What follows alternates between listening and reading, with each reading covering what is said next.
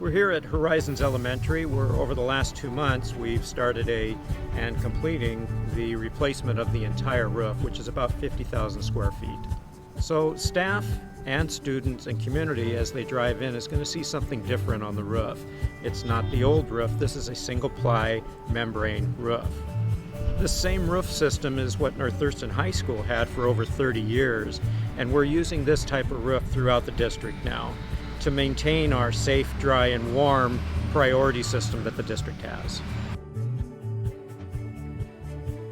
So as part of the bond, we, in planning, decided to have 3 priority sites, which is Horizons Meadows and also Seven Oaks Elementary. So they'll be receiving the same type of roof over the next couple of years. As we head down the road with the bond work, the other part that we'll be doing at Horizons as a benefit to the rest of the priorities is a safe, dry, and warm system, and that means a secure entrance, which we're working on right now at Horizons, but that'll also be at Seven Oaks and Meadows.